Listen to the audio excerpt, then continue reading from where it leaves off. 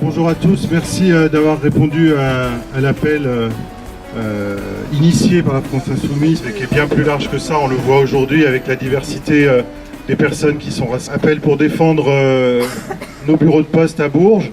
Après l'annonce de la direction de la Poste de la fermeture de 3 d'entre eux, je rappelle Carnot, Asnières et le bureau de poste des Gibjons.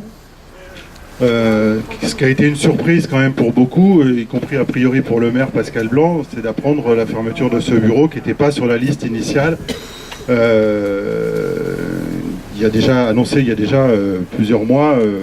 On a lancé cet appel très rapidement pour effectivement essayer de mobiliser, notamment les habitants. Ce que nous avons voulu aussi montrer dans cette mobilisation, c'est qu'on a voulu réagir aussi à l'annonce de la fermeture de l'annexe du commissariat.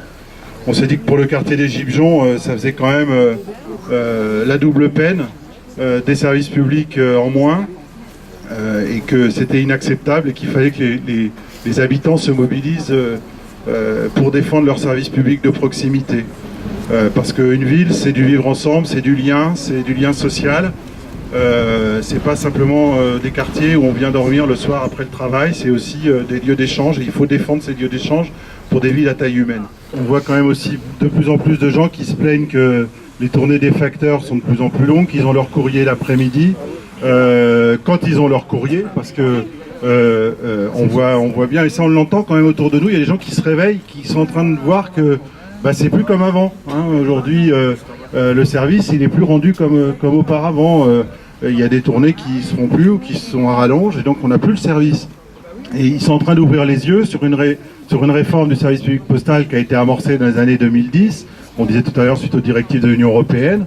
C'est aussi une manière de sensibiliser pour leur dire, voyez ce qui va se passer avec la SNCF si on laisse faire, parce que c'est exactement les mêmes processus.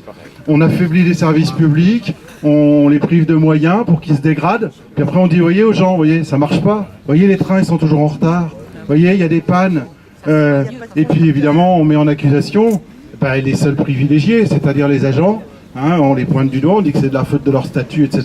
Puis vous voyez comment tout va s'enclencher derrière. On va revenir à un service du train comme avant 36, comme avant la création de la SNCF. La Poste, c'est la même chose. On s'est attaqué au service public postal, au statut, on a dégradé le service, et puis on va aller vers des logiques de privatisation.